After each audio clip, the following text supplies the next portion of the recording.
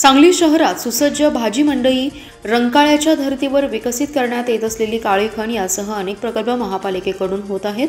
पण केवळ रस्ते गटारीपुरता विकास न राहता महिलांना रोजगारासाठी मोठे मॉल हॉटेल यांसह शहर सुंदर करण्यासाठी आवश्यक मोठ्या विकास प्रकल्पाचा आराखडा तयार करावा अशा सूचना पालकमंत्री चंद्रकांतदादा पाटील यांनी आयुक्तांना दिल्या.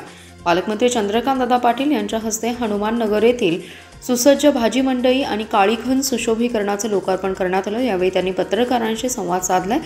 ते म्हणाले, आयुक्तांकडून शहर विकासाचे प्रकल्प तयार केले जात आहेत. हनुमान नगर येथे असलेल्या 16 एकर प्रशस्त जागेत 160 जणांसाठी बसण्यासाठी सुसज्ज भाजी मंडई तयार केली आहे. अशा प्रकल्पामुळे शहरातील फेरीवाल्यांचे प्रश्न सुटणार आहेत. केंद्र सरकारच्या आदेशानुसार फेरीवाल्यांचं पुनर्वसन केलं जातं. त्यासाठी महापालिकेने पावले टाकली आहेत. या ठिकाणी नाट्यगृह देखील होणार आहे. त्याचा प्रस्ताव राज्य शासनाकडे गेला आहे. आराखडा मंजुरी आणि निविदा प्रक्रिया बाकी असणार आहे. त्यामुळे सांगलीकरांना एक अद्ययावत असे नाट्यगृह मिळणार आहे. कोल्हापूर येथील रंकाळ्याच्या धर्तीवर काळी खण विकसित केली जाते. बोटिंग देखील होते. रोजच्या धावपळीत थोडासा रिलॅक्स नागरिकांना मिळण्यासाठी काळ्या खणीचं सुशोभीकरण केलं जाते. आयुक्तांनी पुढील 50 वर्षाच्या शहर विकासाचा आराखडा तयार करणं आवश्यक आहे. त्यासाठी महिलांच्या हाताला काम मिळण्यासाठी मोठे मॉल हॉटेल विकसित करणं आवश्यक आहे. शहराला सुंदर करायला ज्या काही गोष्टी आवश्यक आहेत त्या शहराचे विभाग करून टप्प्याटप्प्याने करणं आवश्यक आहे.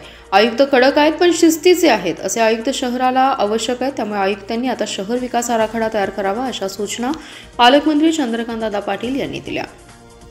शहरात देखील काळी खण नावाची वर्षानुवर्ष इथली एक खण की ज्याच्यातलं पाणी आत्ताही गढूळच आहे. आणि आमच्या दोघांचं बोलणं झालं. मी एक एजन्सी त्यांना जोडणार होतो की ते 1 रुपया घेणार नाही. कोणीतरी CSR त्याला पैसे देईल की ज्याच्यामध्ये फ्लोटिंग म्हणजे जवळजवळ एक बोट फिरत असते. ती कंटिन्युअस पाण्यामध्ये पाणी स्वच्छ करत असते. त्यातल्या ज्या अनावश्यक गोष्टी बाहेर फेकत असते. तर त्या काळ्या खणीला आत्ता त्यांनी एक अतिशय चांगलं मॉर्निंग वॉक सकाळच्या मला फिरायला येणं आणि संध्याकाळच्या वेळेला सांगलीसारखं जे थोडंसं रिलॅक्स शहर आहे की ज्यांना संध्याकाळच्या वेळेला कुठेतरी रिलॅक्स व्हायचं असतं अशांसाठी एक चांगलं सेंटर डेव्हलप झालं. फक्त त्याची चौपाटी डेव्हलप झाली.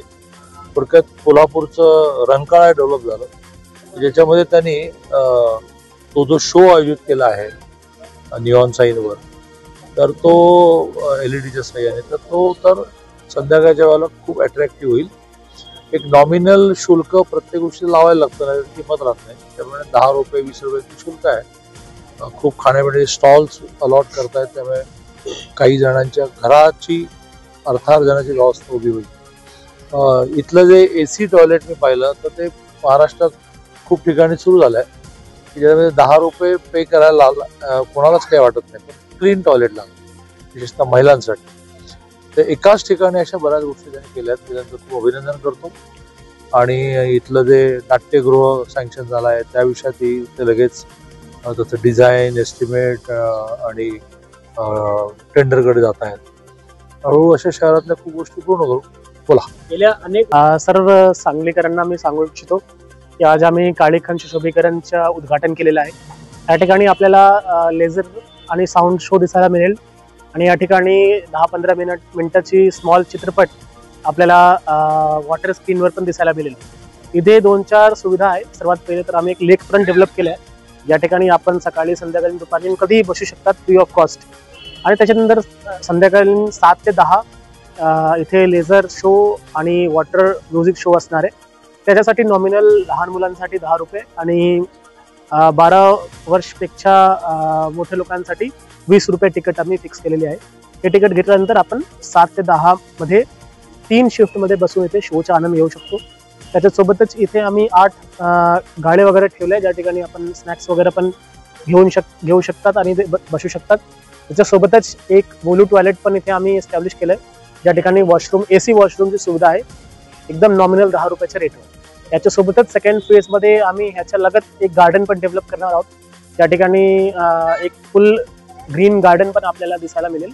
आणि हे सगळे सांगलीकरणासाठी एक चांगला चौपाटी सारखा झालाय. याच्याबद्दल सर्वांना शुभकामना. पार्किंगसाठी 2 ठिकाणी आम्ही फिक्स केलंय. एक जे आपला आपटा पोलीस चौकीजवळ गाडी वगैरे आहे त्याच्या समोर पार्किंग स्पेस आहे. आणि दुसरा आपला काळीखण ज्या ठिकाणी एंड होतात त्या ठिकाणी पण आपलं पार्किंग स्पेस आहे. काय आव्हान राहील सर्व जनतेला आपलं? मी सर्व जनतेला असंच आव्हान राहील की इथे येऊन हा सुविधाचा लाभ घ्या आणि व्यवस्थित तिकीट वगैरे घेऊन डिसिप्लिन मध्ये इथे येऊन सगळ्यांना आनंद घ्यायचे. धन्यवाद.